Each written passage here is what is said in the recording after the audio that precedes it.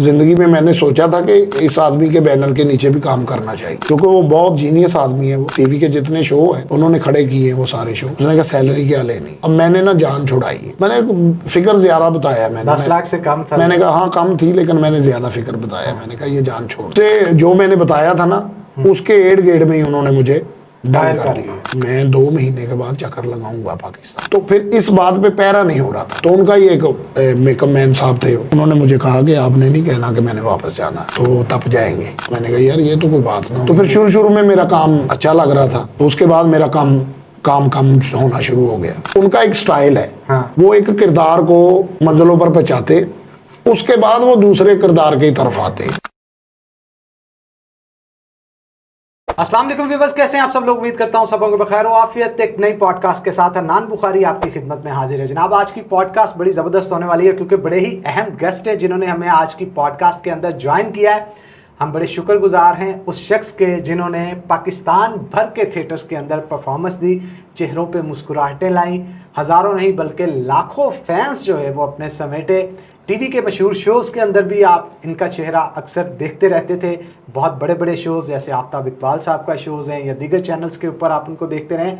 तो आज वो फैसलाबाद में हमारे साथ मौजूद हैं। मेरी मुराद जनाब हामिद साहब से है। तो अस्सलाम वालेकुम हामिद साहब, कैसे हैं? वालेकुम सलाम भाईजान, आप कैसे हैं? आप ठीक है? Thank you very much Hamid साहब, आपने अपने कीमती वक्त हमें दिया, नवाजा हमें और हमारे स्टूडियो के अंदर आए, हमें इज़्ज़त बख्शी। बहुत बहुत शुक्रिया आपका। आपका भी बड़ा शुक्रिया कि आपने मुझे ये मौका दिया कि मैं आपके चैनल के लिए भी कोई काम करूं। क्या बात है सर, आपकी मोहब्बत है, ज़रा नवाजी है। सबसे पहले मुझे हामिद साहब ये बताइएगा, इंटरव्यू की शुरुआत पे मैं अक्सर लोगों से पूछता हूँ कि स्ट्रगल का पीरियड कैसा रहा, और आपके घर में तो स्ट्रगल दो तरह की थी। आपके भाई भी थे, आप भी हैं, फिर थिएटर के अंदर तो स्ट्रगल की ही की, उसके बाद आप टीवी के अंदर भी आए, सोशल मीडिया पे भी काम किया, छा गए। मुश्किलात तो बहुत आई होंगी रास्ते में। ज़ाहिर बात है मुश्किलात तो आती हैं। स्टार्ट जो था वो घर वाले जो इस काम को नहीं अच्छा समझते थे, तो मुश्किलें तो काफ़ी आई, लेकिन वो ये है कि मुझे इस काम से बहुत मोहब्बत है और रहेगी इंशाल्लाह। तो मैं इस डगर पे लगा रहा, मैंने कहा इंशाल्लाह मंजिल मिलेगी। कितने साल हो चुके हैं हामिद साहब? मैं तकरीबन मुझे 30 साल तो हो गए होंगे। हम साहब ਤੁਹਾਡੇ चिट्टे क्यों नहीं आते जी? 30 साल ਤੁਹਾਨੂੰ हो गए। मैं हर घंटे बाद जेब ਦੇ ਵਿੱਚ ਖਜ਼ਾਬ ਰੱਖਿਆ। अच्छा, वाह जी वाह, यू स्टिल लुक यंग। ਤੁਹਾਡੀ कॉम्प्लीमेंट है जनाब। जी जी। और अक्सर ये कहा भी जाता है ना कि आर्टिस्ट साहिबान जो होते हैं खानों को लेके बड़ा कॉन्शियस होते हैं, तो डाइट को लेके बड़ा कॉन्शियस होते हैं, इस वजह से आप जो है वो यंग भी दिखते हैं। हाँ, मैं खान पीन वालों कभी गौर नहीं किया हैगा, क्योंकि अल्लाह का शुक्र है कोई बीमारी नहीं अल्लाह ने दी, तंदुरुस्त हूँ, तो इसलिए कोई चीज़ मुझे मना नहीं है। बब्बू राणा तो काफ़ी स्मार्ट हो गए। हाँ, बब्बू राणा तो स्मार्ट हो गया। बब्बू राणे का और सिस्टम है ना, बब्बू की मेहनत मुझसे ज़्यादा है। अच्छा। क्योंकि वो एक जो मैदानी काम वो करता है कोहली वाला, उस पर बड़ा जोर लगता है। ठीक है, फिर ज़रूरी नहीं है कि दोनों भाई एक जैसे ही हों, थोड़ा सा फ़र्क होना चाहिए। तो वो स्मार्ट है, ज़रा खूबसूरत भी मुझसे ज़्यादा है वो। फील्ड में पहले आप आए या बब्बू? नहीं, पहले मैं आया हूँ, क्योंकि मेरे ताए के लड़का था, उसका नाम था रियाज शाह। वो हमारे फैसलाबाद के बहुत टॉप के एक डायरेक्टर थे, उस्ताद चंगीला साहब। अच्छा, फौत हो गए वो। तो वो उनकी एकेडमी में वो काम करते थे, और वो कोई पाकिस्तान का इवेंट आता था उसमें वो शो करते थे। तो मैं तो अपना इजीली काम कर रहा था, गीज़र एयर कूलर का काम। तो मुझे तो इस चीज़ का शौक़ नहीं था। हाँ, बचपन में मैंने जब पावर लूम का मैंने काम किया, वहाँ मैं शरारतें वगैरह करता था। कभी सुल्तान ही बन गया, कभी कुछ बन गया, कभी कुछ बन गया। तो मुझे ये नहीं था कि मैं इस फील्ड में आ जाऊंगा। तो फिर वो एक मरतबा मुझे दुकान पे मिलने के लिए आए, तो मैंने बिठाया, उनको पानी शानी पिलाया। तो वो मैंने कहा खैर से आए? वो कह रहा यार ये साथ समनाबाद ना एक हम शो कर रहे हैं 2-3 दिन का, तो उसकी रिहर्सल के लिए आया हूँ। पहला शो फैसलाबाद में? हाँ, वो कर रहे थे ना, मैं नहीं कर रहा था। ठीक है ठीक है। तो मुझे तो उस वक्त रिहर्सल भी नहीं कहना आ रहा था। मैंने कहा अच्छा तुझे रेसलिंग कर रहे थे। तो फिर वो उन्होंने मुझे कहा कि आप वहाँ चक्कर लगाना। तो मैं वहाँ गया, तो मैंने आर्टिस्ट वहाँ देखे, यूं मिर्ज़ा साहब देखे, एक नदीम शेख साहब थे, एक शबीर खान साहब थे हमारे सीनियर फनकार। तो ये मैंने 4-5 फनकार वहाँ देखे। तो वो रिहर्सल वगैरह अपनी कर रहे थे, मुझे कोई दिलचस्पी नहीं थी, मैं बैठा रहा वहाँ काफ़ी देर। तो वो एक फ़िक्रा था जो अयूब मिर्ज़ा साहब से वो बार बार वो कह रहे थे इसे रिपीट करो, तो वो फंबल हो रहे थे उस पर। तो मुझे तो इतनी सेंस ही नहीं थी कि किसी के काम में नहीं बोलना चाहिए। तो मैंने उसे मैं कहा जा यार बाबा तेन कदों का समझा रहा, तेन समझ ही नहीं आ रही। वो चंगीला साहब इस चीज़ का माइंड कर गए, बाबे का ज़्यादा किया उन्होंने, हालांकि उनके मुंह में अयूब मिर्जा साहब उदों भी बाबे सी? नहीं अयूब मिर्ज़ा साहब नहीं, वो तो अयूब मिर्ज़ा साहब तो यंग थे। हाँ। वो जिनका मैंने बोला ना उस्ताद चंगीला साहब जो, अच्छा मैंने कहा यार बाबा तेन कदों का दसन डे तेन याद ही नहीं हो रहा। तो वो उनके मुंह में दांत भी नहीं था, तो वो उन्होंने ऐसे टर्न ली मेरी तरफ, वो पता नहीं की कह रहे हैं। मैं कहा जी बाबा जी, फिर मैं बाबा जी कहता वो तू किहदे नाल है? वो नाल फनकार जिहड़ा दूसरा बैठा सी, कह रियाज शाह दा कज़न है, जिदा मर्जी कज़न होवे, तू बोलिया किवें? वो वॉशरूम गया सी, मैं हुण दुआवां कर रहा कि मेरा भाई आवे, मेरी जान छुटे, तो बाबा जी दुआले हो गए ने मेरे। वो भाई आया, उन्होंने भाई नूं कहा भी इन्हें इस तरह कीता है। भाई ने कहा यार तू क्यों बोलिया गल दे विच? कहता नहीं हुण इहदी सज़ा ये हैगी कि यह बोलेगा। मैं कहा यार मेरा काम ही नहीं है, मैं किवें बोल सकना? कहना नहीं तू फिर विच क्यों बोलिया? मैं कहा यार वैसे एडा मुश्किल काम नहीं जिहड़ा तुसीं बाबा जी कह रहे, तू मैनूं बाबा नहीं कहना, मैनूं सारे उस्ताद चंगीला कहंदे, तू मैनूं उस्ताद चंगीला कह। मैं कहा ठीक है जी उस्ताद जी। कहना चल उठ करके वहा। वो मैं उठिया, मैं उठ के मैं क्या नशई का रोल सीगा, तो मैं अंदर वड़ के मैं ਉਹਦੇ ना अंदर वड़दा है तो ਉਹਦੇ सिर ਦੇ ਵਿੱਚ कोई चीज़ ना पिछों बंदा मारदा है, जिवें हुण नहीं ड्रामिਆਂ ਦੇ ਵਿੱਚ पैप पूप मारਦੇ ਨੇ, ਉਹ बोतल ਉਹਦੇ सिर ਦੇ ਵਿੱਚ मारदा है। तो नशे ਦੇ ਵਿੱਚ ਹੀ ਇੰਨਾ ਹੁੰਦਾ, ਤੇ ਉਹ ਇੱਕਦਮ ਉੱਤੇ ਨੂੰ ਵੇਖ ਕੇ ਕਹਿੰਦਾ ਹੈ ਕਿ ਖੌਰੇ ਸਿੱਖਾਂ ਦੇ ਵੇਲੇ ਦੀ ਛੱਤ ਹੈ, ਬਾਲੇ ਵੀ ਭੁਰ ਭੁਰ ਕੇ ਵੱਜ ਰਹੇ। ਉਹ ਮੈਨੂੰ ਕਹਿੰਦਾ ਤੂੰ ਹੀ ਕਰੇਗਾ। ਮੈਂ ਕਿਹਾ ਮੈਂ ਕਿੱਥੇ ਕਰਾਂਗਾ ਭਾਈ, ਮੇਰਾ सीजन जान डे गीजर एयर कूलर का, मैं ये काम नहीं करना, मैं अपना काम कर रहा। नहीं तू क्यों बोलिया विच? खैर वो शॉर्ट कट ये कि उन्होंने मुझे कहा कि आप ये अकेडमी ज्वाइन कर ले। 350 रुपया मैंने वहाँ मेंबरशिप दी, 3 किलो में मिठाई लेकर आया, काम मुझे फिर ना मिला। अच्छा ठीक है जी। वो मुझे ना एक तैश सी चढ़ गई यार कि मैं मजदूर आदमी हूँ, ये 350 रुपया भी ले लिया, 3 किलो मिठाई भी मुझसे ले ली और मुझे काम भी नहीं दिया। तो फिर वो कोरिया वाले पुल पर ना मेरा एक बचपन का दोस्त है इरशाद कमाल, जो कैसर पिया साहब का उस्ताद है। तो वो अपना कारोबार कर रहा था, मैं अपना कारोबार कर रहा था। तो मुझे कह रहा कि गालियाँ किसको निकाल रहे हो तुम?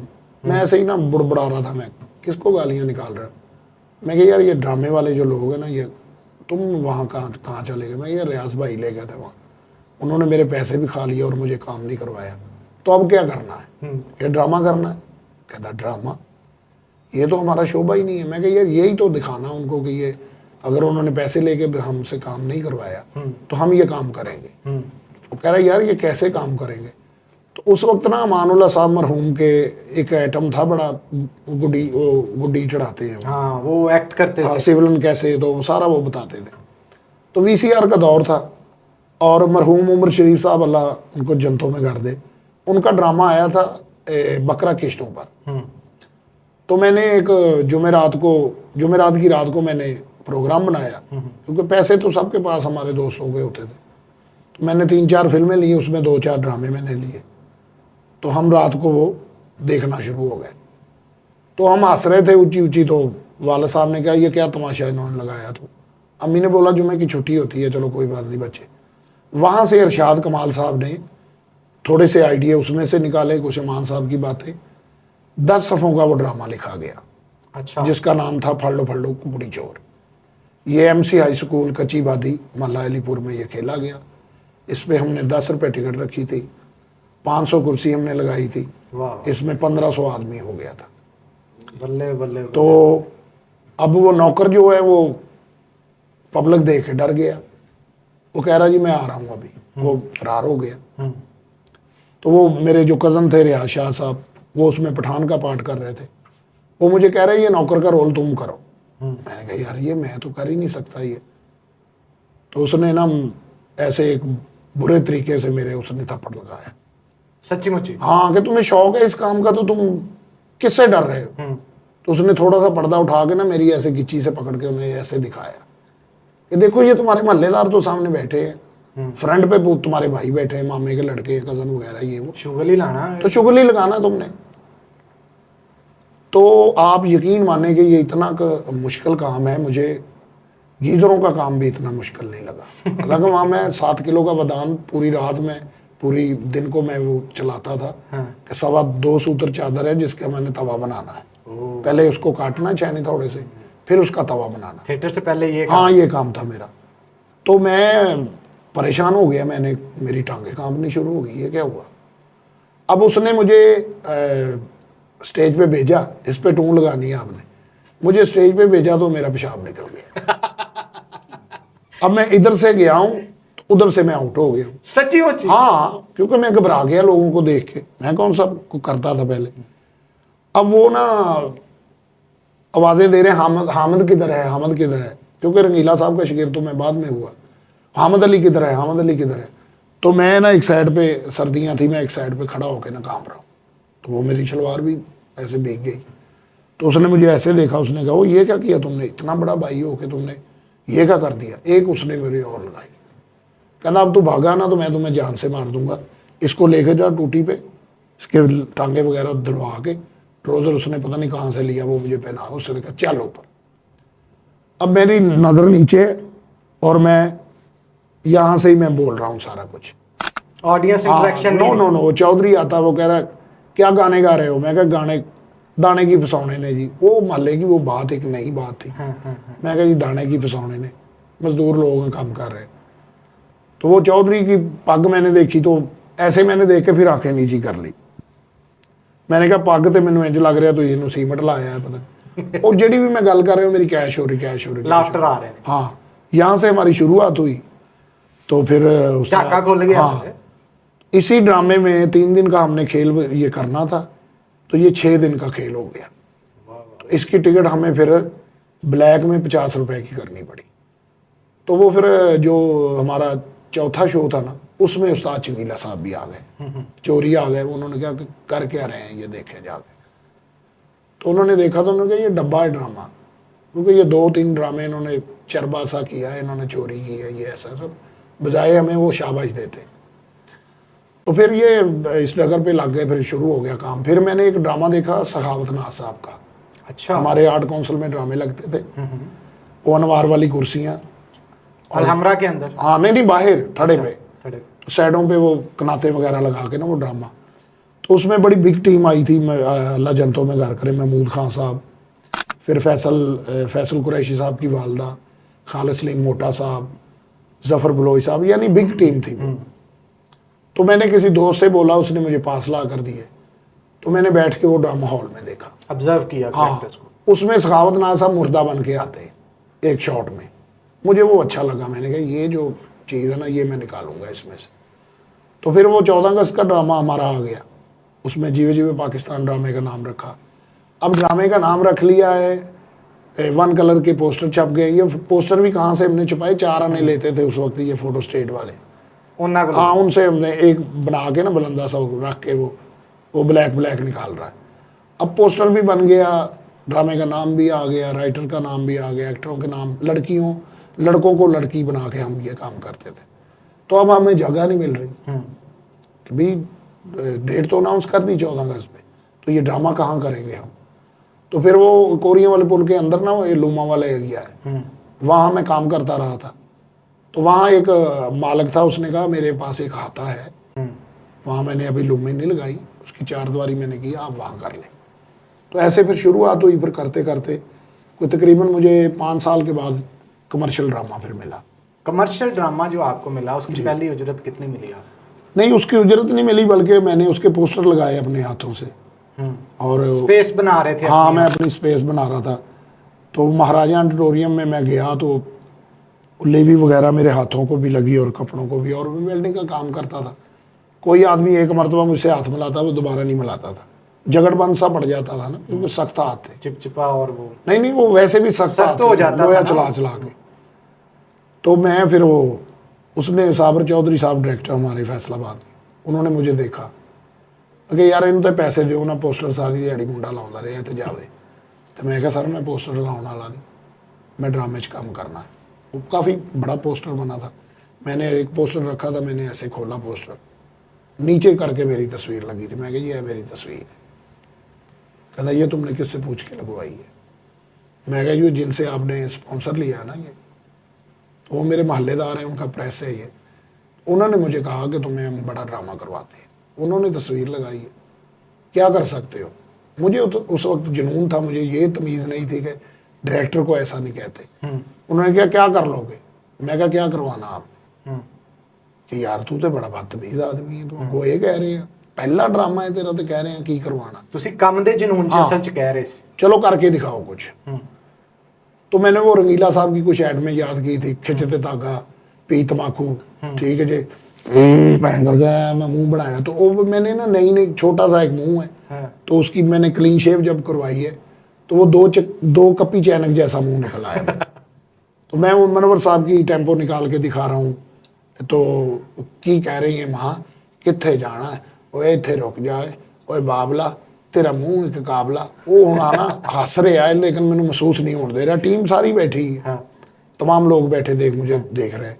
कहना इसके अलावा, तो वो राजकुमार साहब जो इंडिया के हैं, तो मैंने उनकी मैंने कॉपी की, हम कल भी ठाकुर थे, हम आज भी ठाकुर हैं, तुम हमें जानते नहीं, हम तुम पर कुत्ते खोल देंगे। वो एक बिग लाफ्टर सा आया। तो उन्होंने मुझे कहा कि तुम्हारा नाम क्या है, मैं कहा जी हामिद अली।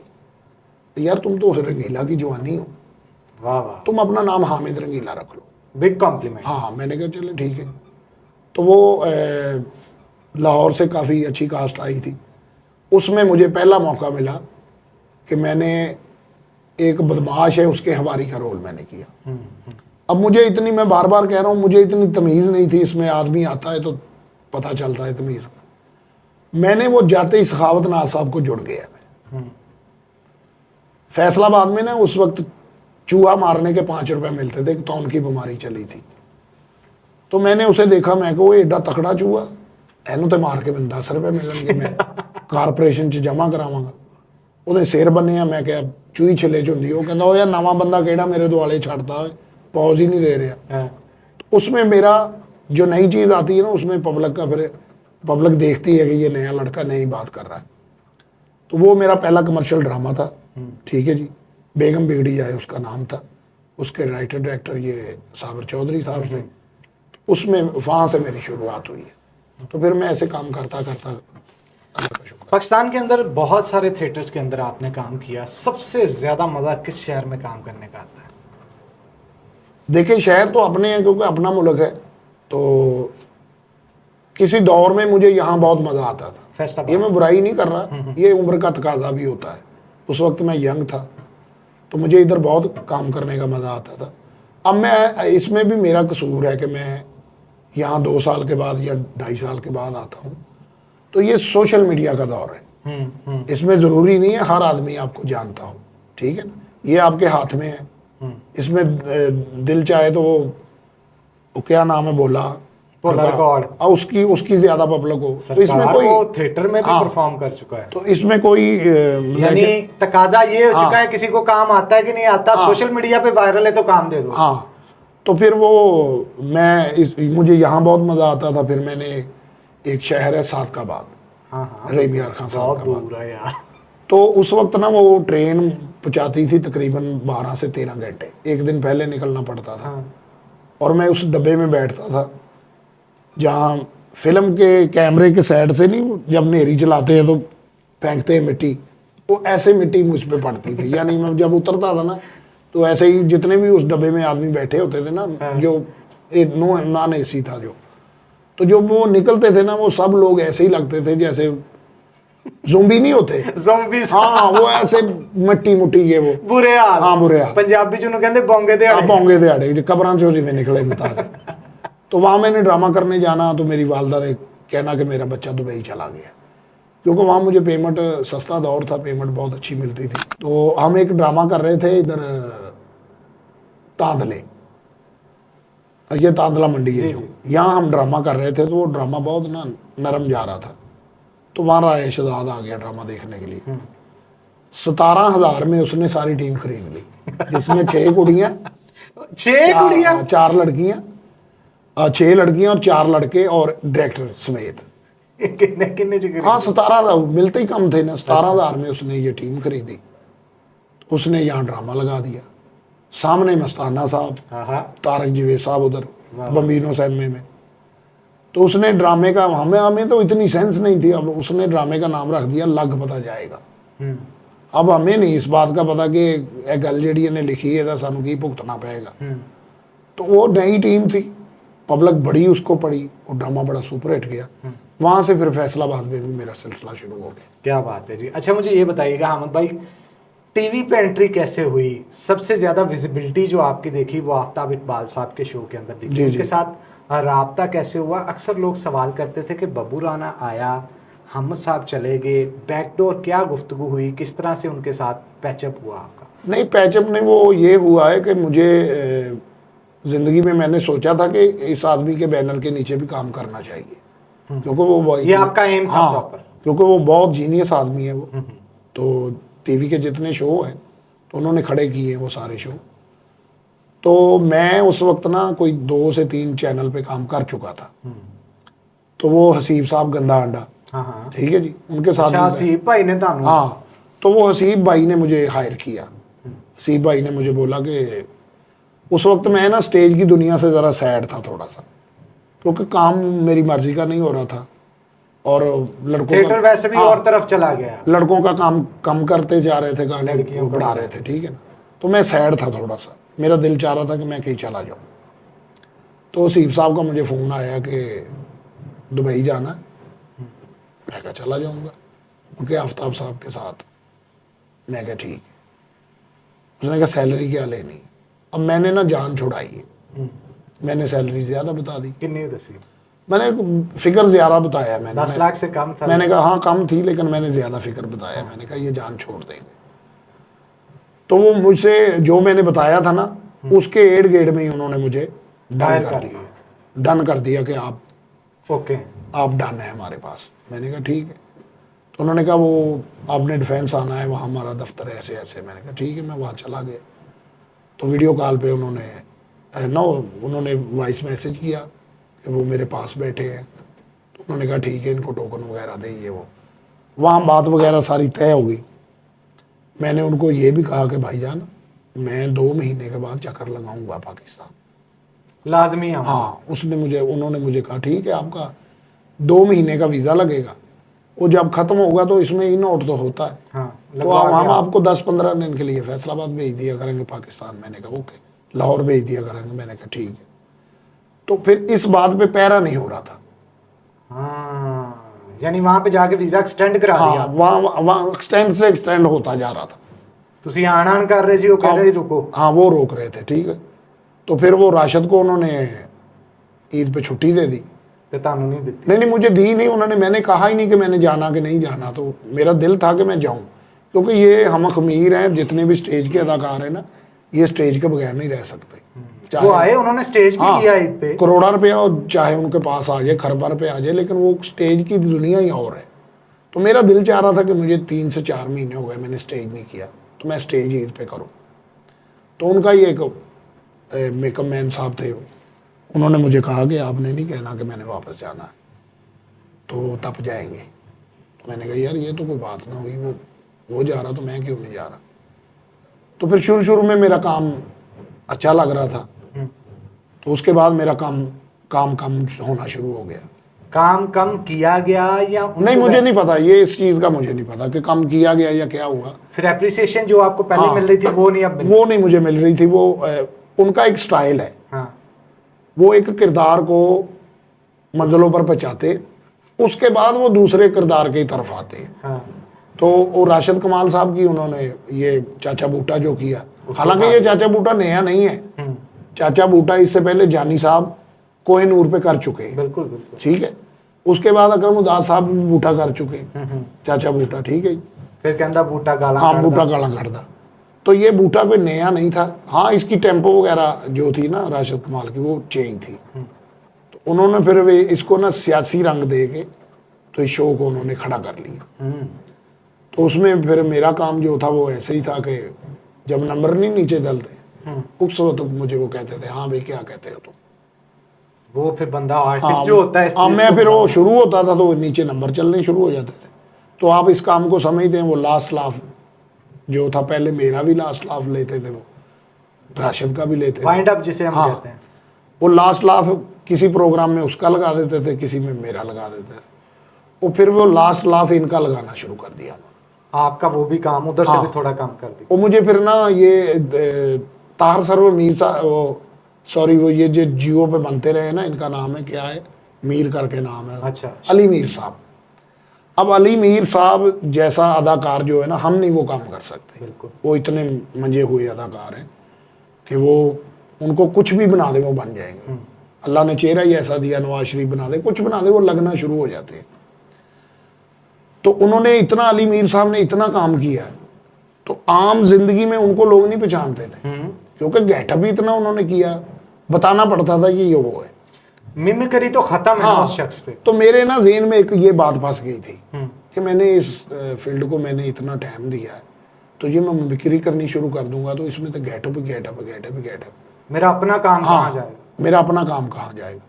तो कुछ मेरे बच्चे छोटे हैं अभी, तो उनको टाइम भी देना उनको टाइम देना था। फिर मैं ग्वाल मंडी में रहता हूँ 20 साल से। कल्चर फिर होता। हाँ, तो वो मुझे फिक्र पड़ गया था कि मेरा बच्चा तो अभी छोटा है, बड़े के साथ भी बड़ी उनसे मेरी, छोटे के साथ भी ज़्यादा है। तो फिर मुझे ना एक फ़िक्र सा पड़ गया अपने बच्चे का, यार ये अच्छा नहीं होगा।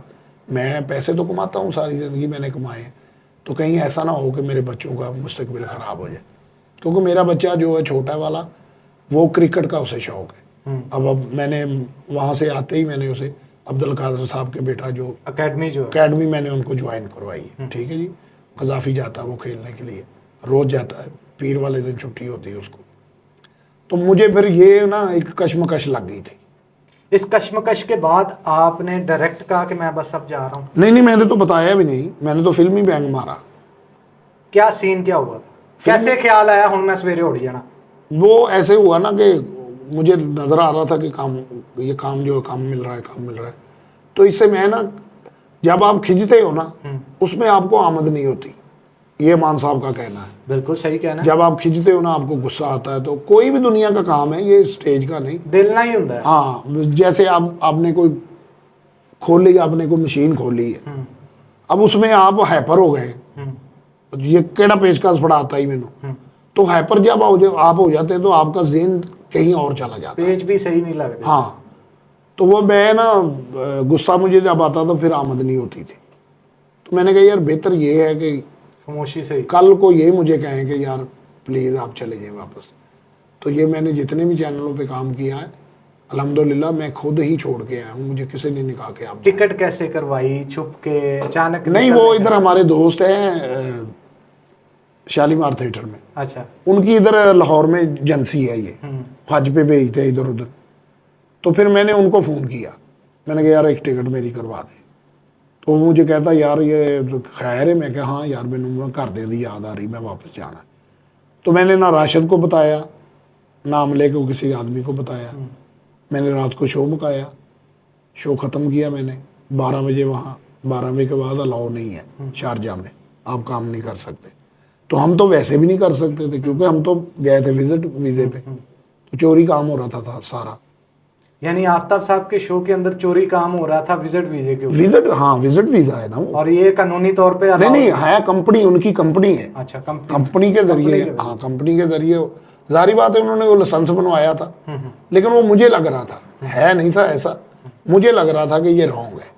ठीक है, क्योंकि बातें वहाँ दोस्त वगैरह भी। और मेन सबसे बड़ी बात, पिछा याद आता ना जिन्नू, फिर हर शय भूल जाती। तो फिर मैंने किसी से नहीं पूछा, उसने मेरी टिकट करवाई है। उसने मुझे कहा कि कल 3 बजे तुम्हारी फ़्लाइट उठ जाएगी, तुमने 11 बजे।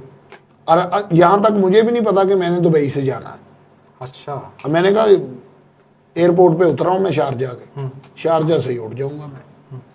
वो तो दिन को जब मैंने टिकट चेक करवाई है ना एक दोस्त को, उसने मुझे कहा दुबई से जाना है। तो फौरी निकले होने। तो मैं फिर भाई 10 बजे निकल गया सुबह, 11 बजे मैं उधर पहुँचा हूँ। पहले तो अनपढ़ आदमी हूँ मैं, पहले मुझे यही नहीं पता चल रहा मैंने कौन से गेट पे जाना। बोर्डिंग कैसे होगी, जाना कैसे? वो एक आदमी कह रहा इधर जाए, मैं इधर गया हूँ, ट्रॉली पे सामान लगाया, फिर इधर गया हूँ। वो कह रहा नहीं वो उस गेट पे जाए, फिर इस गेट पे, फिर एक लाइन लगी थी, मैं वहाँ लग गया हूँ। जब मेरी बारी आई है तो उन्होंने देखा, जब उन्होंने कहा ये नहीं वो खुलेगा वो काउंटर आपका, आप टाइम से आ गए? हाँ, आपका काउंटर 1-1:30 बजे शुरू होगा। तो मैं उधर खड़ा हो गया, फिर वो बोर्डिंग वगैरह हुई, तो फिर मैं अब मैं लोगों से पूछ रहा हूँ कि ये कितने जाना भाजी किधर जाना है मैंने। पहले तो अरबी आ रहे हैं सब, मैंने कहा हाजा कमा की कमा, इन्होंने को पता नहीं लग रहे। फिर एक लाहौर का लड़का मुझे नजर आया, उसको मैंने टिकट चेक करवाई, तो कह रहा मेरे पीछे पीछे आ जाए। वो भी आ रहे हैं। हाँ, वो जो मुझे वहां जाके पता चला कि यहाँ से तो पहले ट्रेन पे बैठना पड़ेगा। अच्छा, मैंने वहां रह जाना था अगर वो आदमी मुझे ना मिलता, क्योंकि मैं तो फर्स्ट टाइम, वो इतना वसी तो है वो एयरपोर्ट दुबई का। तो फिर ट्रेन पे बैठे, ट्रेन वहाँ लेकर गई, तो वहाँ जाके फिर मैं वेटिंग रूम में बैठ गया, बातें बातें करता रहा। फिर मैंने एक दो मरतबा उसको चेक करवाया कि यार ये टिकट, भाई बेफिक्र हो जाए, यही फ्लैट है जो हमारी है। तो वो सफाई वाला आया है, को काला था कोई, वो आया तो वो ना टिकटा वो चेक कर रहा था सबसे, बोर्डिंग सबकी। तो उसने मुझे कहा चेक बोर्ड, मैं उसे दिखाया, उन्होंने कहा get to go you are late. अच्छा, तो इतनी मुझे समझ आ रही कि ये मैंने कह रहा तू लेट हैगा, फौरी निकल। हाँ टू ते चल जा। मैं दौड़ाया भाई, तो मैं अगे गया, अगे की चाइनीज जी खलोती, शामा कलो चुंचू नाना ना चना, मैं कहा यस यस शाना गोन नोन, मैं कहा ओके। वो मैं दौड़ के जहाज च जो बढ़िया, जाके मैं वेख्या सब मेरे हल वेख रहे हैं, क्योंकि मैं लेट, मैं ही रह गया सी। टाइम ना आके भी लेट है। हाँ, बैठा रहा उधर में, अगर वो काला ना होंदा दिल करे मैं उथे एयरपोर्ट ते बैठा रहा।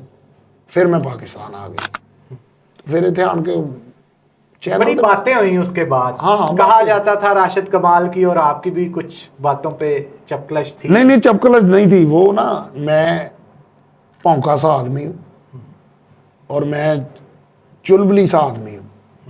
तो मेरे साथ जो आदमी होगा ना, वो अगर चुलबुली होगा तो मेरा गुजारा होगा, अदरवाइज नहीं। तो ये राशिद कमाल साहब ज़रा कम बोलते हैं, वक्त के हिसाब से बोलते हैं।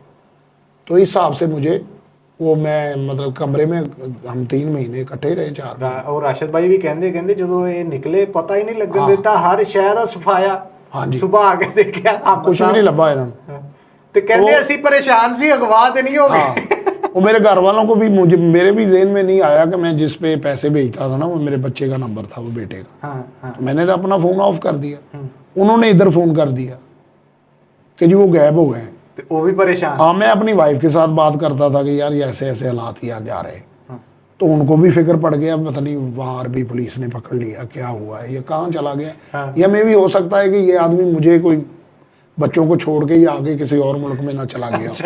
तो मैं अब सरप्राइज देना चाहता था इधर कि जब जावांगा खुश हो जाएंगे, टी करूंगा, बेल बजेगी, दरवाज़ा खुलेगा तो मेरा बच्चा, मेरी बेगम मुझ ऐसे लिपट जाएंगे मुझसे। तो वो तो रोना धोना तो सुबह का शुरू हुआ था वहाँ। तो मैं फिर भी ऐसे ऐसे मैं दबाव के चढ़ाऊँ सीढ़ियाँ, फ्लैट है ऊपर मेरा, तो उसमें कोई फ्लैट वाला भी नीचे नहीं था जो मुझे देख ले। सर्दी थी, मैंने वैसे फटाफट में गया, मैंने बेल खड़काई तो मेरा बच्चा बाहर आया। तो वो बस फिर क्या था, फ़ोन आपने क्यों बंद किया, फ़ोन आपने क्यों बंद, यही सवाल होता रहा। मोहब्बत में रोना तो आया होगा, लिपट के रोना जारी बात। मैंने कहा फिर भाई मैं आ गया हूँ, अब मैं इधर ही हूँ, मैं कहीं नहीं जाऊँगा। तो फनकार आदमी जो है ना, वो कहीं जाके टिक नहीं सकता।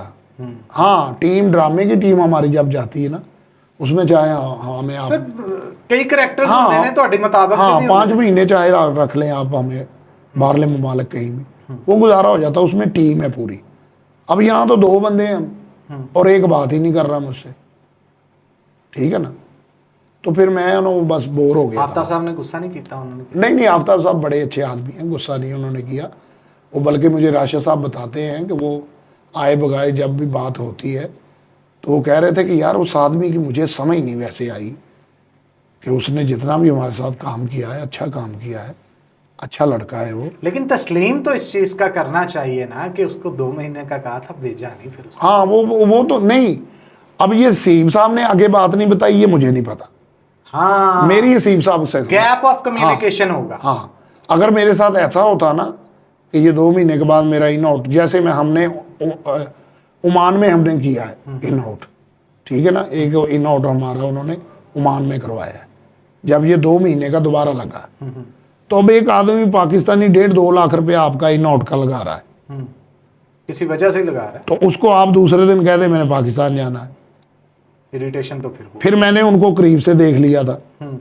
मैं क्या एकदम ही कितने मार्कल तोड़ के मेरे हल छोड़ दे कि ये क्या तुमने किया, ठीक है। मुझे वो खौफ था। मैंने कहा बेहतर यही है कि बताएं ना, मैंने कहा। अच्छा हामिद साहब, जो आर्टिस्ट होता है ना, इसके बहुत सारे फैंस होते हैं, लोग बहुत मोहब्बत करते हैं। जी जी। कोई क्रेजी फैन आपको मिली हो आज तक जो कहती हो यार आपसे मोहब्बत होगी? काम से भी मोहब्बत हो जाती है ना बाज़ औक़ात, और काम की वजह से उस इंसान से भी हो जाती नहीं पहले ऐसे होता था, ये खलीलुर रहमान कमर साहब का वाकया देख के अब अवॉइड करते सब लोग अवॉइड करते। है। पहले ऐसा होता था। यानी आप कहते अब फेक भी होता है? हाँ, अननोन नंबर आ गया आपको कि जी मैंने आपका ड्रामा देखा, मैं आपकी बड़ी सख्त फैन हूँ, मैं आपसे मिलना चाहती कोई हूँ। रास्ते में आके रोक लिया हो, किसी ने कोई फूल दिया हो, कोई गिफ्ट, कोई मामला? नहीं फूल वगैरह, वो ऐसा चेहरा ही नहीं है मेरा फूल वाला। नहीं यार ना करे आप। हाँ, फूल वाला चेहरा नहीं नहीं है जनाब। नहीं, अगर हमारी नजर ऐसा से नहीं। देखे ना आप, हाँ, एक वो खूबसूरत आदमी। ऐसा नहीं, मेरे ज़िंदगी में ऐसा कोई वक्त नहीं आया। हाँ ये है कि फ़ैन जो जैसे जब मैं प्रॉपर अलमरा में काम करता था ना, बाई गॉड मुझे नहीं पता वो कौन है, तो उसने ना ड्रामा देखना है, उसके साथ एक आदमी भी बैठा है, अच्छा, तो उसने हर ड्रामा देखना है सिर्फ तोड़े वास्ते। अब वो मुझे तो चौथे पंजवें ड्रामे में जाके पता चला ना कि ये मेरी खातर आ रही है ये, क्योंकि उन्होंने जब मैं 4-5 ड्रामे में मैंने देखा कि दूसरी राव में वो बैठे हैं दोनों, मियाँ बीवी नहीं थे वो, मुझे पता है, क्योंकि लड़का हर मर्तबा चेंज होता था उसके साथ। तो फिर वो नज़रों में जैसे सलाम होता ना, ऐसे होना। वाह वाह। तो फिर एक मरतबा वो मुझे अलमरा के बाहर मिल गए, तो वो मुझे कह रही कि आप हमारे साथ चले, हम आपको खाना वाना खिलाएं। मैंने कहा मेरा घर ही इधर है मैम, खाने वाने की कोई ज़रूरत नहीं है, मैं आपकी बड़ी सख्त फ़ैन हूँ, फ़ैनों का दिल नहीं तोड़ते ये वो, तो चले आप हमारे साथ तस्वीरें वगैरह तो खिंचवाए ना, यही है, इसके अलावा कोई नहीं। और आपका दिल कभी किसी अदाकारा पे आया? ये अमान साहब जो अमानुल्लाह साहब अल्लाह जन्नतों में घर करें, मैं हमने दोनों भाइयों ने अमान साहब की बातें जो है ना उस पर बहुत अमल किया उस पर। तो अमान साहब कह रहे हैं कि जो आर्टिस्ट आपको कुर्सी दे रही है ना, इसके अलावा कोई भी आपने हसरत नहीं रखनी, क्योंकि वो करोड़पति को भी खड़ा कर देती है, कहते खलो में मिलनी है धन। तो अगर वो आपको कह रही है हामिद साहब इधर आ जाए, खड़ी हो गई है, तो इससे आगे फिर आपकी मिट्टी पलीत है। अगर आप ये कहेंगे आप मुझे अच्छी लगती हैं, मैं रह गया हूँ आप पर, मैं आपकी वो अपनी ज़िंदगी बनाना चाहता हूँ, नो, फिर आप उससे रिस्पेक्ट करवाएं, काम को काम तक हाँ, रखें, काम हर को चीज़ काम। को प्रोफेशनली डील करें। जी जी जी। तो मैंने ये इस काम से इश्क किया है, हम दोनों भाई जो हैं, हमें हमारे अदब का मिला है।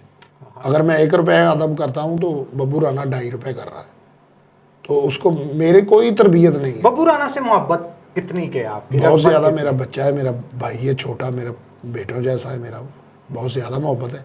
और ये मैं कई चैनलों पे पहले भी जब आप काम कर रहे थे आफ्ताब इकबाल साहब के पास, उसने कुछ सजेस्ट नहीं किया फोन कर? नहीं, हाँ जारी बात है, उसने मुझे ये बाद में जब मैं आ गया तो उसने मुझे ये ज़रूर कहा था कि भाईजान आप मुझसे पूछ ही लेते। पूछ ही लेंगे, हाँ, 100 गल्ला। नहीं रोकना नहीं था उन्होंने मुझे, मेरी बेहतरी के लिए उसने कुछ करना था। हाँ मतलब सजेस्ट कर देता हाँ, है कि यार उत्थे माहौल है जिदा वा। हाँ, या कोई अगे ਜਿਹੜਾ ਬੰਦਾ ਅੱਗੇ ਲੱਗਾ ਹੈ ਉਹਨੂੰ ਕਹਿ ਦਿੰਦਾ ਕਿ ਵੀ ਖਿਆਲ ਕਰਨਾ ਜ਼ਰਾ। ਨਾਲੇ ਸਮ ਟਾਈਮ ਹੁੰਦਾ ਹੈ ਤੁਹਾਨੂੰ ਸਪੋਜ਼ ਸਮ ਟਾਈਮ ਹਾਂਜੀ। ਆਫਤਾਬ ਸਾਹਿਬ ਦੀ ਤਬੀਅਤ ਦਾ ਨਹੀਂ ਪਤਾ, ਉਹਨਾਂ ਜੀ, ਨੂੰ ਜੀ, ਜ਼ਿਆਦਾ ਜੀ। ਪਤਾ, ਜੀ, ਉਹ ਜੀ। ਦੱਸ ਦਿੰਦੇ ਵੀ ਯਾਰ ਇਦਾਂ ਨਹੀਂ ਇਦਾਂ ਕਰ ਲੈ ਤੇਰਾ ਕੰਮ ਵੱਜ ਉਹ ਜਾਏਗਾ। ਬਸ ਮੈਨੂੰ ਗੰਦੇ ਆਂਡੇ ਨੇ ਕਿਹਾ ਜੀ ਗੱਲ ਨਹੀਂ ਖੋਲਣੀ ਤੁਸੀਂ ਜਿੰਨੀ ਦੇਰ ਜਹਾਜ਼ ਤੇ ਨਾ ਬਹਿ ਜਾਓ, ਇਹ ਬਦਸ਼ੁਕਨੀ ਜੀ ਹੁੰਦੀ ਹੈ, ਤੁਸੀਂ ਕਿਸੇ ਨੂੰ ਦੱਸਣਾ ਨਹੀਂ ਕਿ ਮੈਂ ਜਾ ਰਿਹਾ। ਹਾਂ नहीं तो मैं, मेरा भाई भी मेरे नाल मशवरा करता है, हाँ। मैं भी ਉਹਦੇ ਨਾਲ मशवरा करना कि भी इंज कर लीए। तो उसने मुझे रोक दिया था सीप साहब ने कि आपने किसी को नहीं बताना। तो बल्कि मैं जहाज़ पे मैं बैठा हूँ, जब अभी मैं एयरपोर्ट पे हूँ तो एक पोस्ट लग गई थी, शजर अब्बास हमारा बड़ा अच्छा आर्टिस्ट है, अच्छा, तो उसने मेरी मरी माँ की कसमें डाल के मुझे ना इंटरव्यू ले लिया। ठीक है, तो मैंने कहा बेटा ये उतनी देर आपने अपलोड नहीं करना जब जितनी तक देर तक मैं जहाज में ना बैठ जाऊं, क्योंकि इससे पहले उसने अपना करना है। हाँ आफ्ताब साहब ने अपना करना है, मेरे पैसे उसने लगाए हैं, मैं कैश वहाँ मेरा मीटर शुरू हो गया जिस दिन से एग्रीमेंट नहीं हुआ, एक सरसरीजा नहीं होता जो ये पैसे पकड़े और यहाँ साइन कर दे। ठीक है, उदन तो तुसी उन्ना दियो। हाँ जी। तो मैंने कहा भाई वो ये ना हो कि वो उसी जहाज को ही वापस करवा दें, हाँ। कभी यू टर्न से आओ वापस और इसे उतार दो पाकिस्तान। तो मैं रोक रहा था, तो मैं एयरपोर्ट पे ही खड़ा हूँ, तो उनका ये एक सेक्रेटरी आया है मुझे डॉलर देने के लिए, ये ले जाए आप साथ। तो उसने मुझे कहा, कहते तुम आपने किसी को इंटरव्यू दिया, मैं वहाँ झूठ बोल गया। मैंने कहा नहीं। कहता ये क्या है? ये बबलू ने, मैं कहा ਇਹਦੀ ਮਾਂ ਦੀ ਸਰੀ ਹੈ ਕੀ ਕੀਤਾ। मैं ਉਹਨੂੰ ਉਸੇ ਵੇਲੇ ਫੋਨ ਮਿਲਾਇਆ। ਮੈਂ ਕਿਹਾ ਯਾਰ ਤੂੰ ਇਹ ਕੀ ਕੀਤਾ? ਹਾਂ ਤੂੰ ਮੇਰੀ ਬੜੀ ਬੜਾਈ ਗੇਮ ਖਰਾਬ ਕਰਨ ਲੱਗਾ। ਕਮਿਟਮੈਂਟ ਕਰਕੇ ਦੌੜ ਗਿਆ। ਉਹਨੇ ਕਿਹਾ ਭਾਈ ਨੇ 15 ਮਿੰਟ ਪਹਿਲਾਂ ਚੜਾਇਆ। ਮੈਂ ਕਿਹਾ ਤੂੰ 15 ਮਿੰਟ ਪਹਿਲਾਂ ਚੜਾਇਆ ਤੇ ਕਿੰਨਾ ਹੋ ਗਿਆ? 7000 ਤੋਂ ਵੀ ਉੱਤੇ ਚਲਾ ਗਿਆ। ਤੇ ਇੱਥੇ ਦੇਖ ਲਿਆ ਮੇਨ ਚੀਜ਼। ਹਾਂ ਮੈਂ ਕਿਹਾ ਇਹਨੂੰ ਕੱਟ ਹੋਣਾ ਹੀ। ਉਹਨੇ ਥੋੜੀ ਦੇਰ ਬਾਅਦ ਨਾ ਉਹਨੂੰ डिलीट करता सी। तो आफ्ताब साहब एक अच्छे टीचर हैं, अच्छे उस्ताद हैं। दोबारा मौका मिला तो काम करेंगे काम, लेकिन किसी शर्तों के साथ करूँगा मैं, ऐसे नहीं। स्टेज मैं नहीं छोड़ सकता क्योंकि ये मेरा क्रश भी है, मेरा लव है, सारा कुछ है मेरा। स्टेज यहाँ का खमीर हूँ मैं, यहाँ से मेरा नाम बना, यहाँ से ही मेरी पहचान बनी, तो यहाँ से ही मुझे सब टीवी वालों ने लिया। छोटा सा हमारा सेगमेंट है, मैं नाम लूंगा किसी भी आर्टिस्ट का, सुन के आपके ज़हन में जो भी ख्याल आता है ना वो आपने बताना जी। सुहेल अहमद साहब। सुहेल साहब उस्तादों के उस्ताद। सलीम अलबेला। एक आमदी फनकार, बेहतरीन फनकार। हनी अलबेला। हनी अलबेला साहब, उनका स्टाइल जो है वो कोई भी नहीं कर सकता। बब्बू बराल। बब्बू बराल साहब तो फिर हमारे बाप है। बब्बू बराल साहब से तो हमने काम सीखा बड़े लोगों ने। बब्बू राणा। बब्बू राणा एक बेहतरीन अदाकार है, बेहतरीन गुलूकार है, अब तो वो कवाल भी है। सज्जाद जानी। सज्जाद जानी को आप ये कह सकते हैं कि सज्जाद जानी ने जो ये गलियों मोहल्लों में लोग बैठे थे उनका लंगर लगाया, रोटी लगाई उनकी। ग्रेट। और उन्होंने ये गोश्त, ये कौन सा आता है मुर्गा? देसी मुर्गा नहीं, दूसरा ब्लेलर। उन्होंने ब्लेलर फनकार बनाए। राणा इजाज। राणा इजाज साहब एक ग्राम वाली आवाज़ के मालिक है। हाँ। और बड़ी अच्छी बात को वो मानते हैं। जो भी किस्सा शुरू करते हैं ना, वो लगता है ऐसे ही जैसे सच बोल रहे हैं। आखिरी सवाल, हामिद साहब अगर आर्टिस्ट ना होते तो क्या होते? वो मैंने पहले बता दिया, वही गीजर वेयर कूलर वाला भाई। वो तो आगे कोई काम नहीं, बस नेरा उसके अलावा नहीं। चले ठीक है, thank you very much Hamid साहब, आप शो में आए, आपसे गुफ्तगू करके बड़ा मज़ा आया। अल्लाह ताला आपको सेहत तंदुरुस्ती दे और इसी तरह आपको इस्तात दे कि आप चेहरों पे मुस्कुराहटें पाकिस्तान भर के अंदर और इसके साथ साथ दुनिया भर के अंदर बांटते रहे। Thank you very much for coming the show. तो इसी के साथ नाज़रीन आज के पॉडकास्ट से इजाज़त चाहूँगा, फिर होगी आपसे मुलाकात, तब तक के लिए अल्लाह हाफिज़।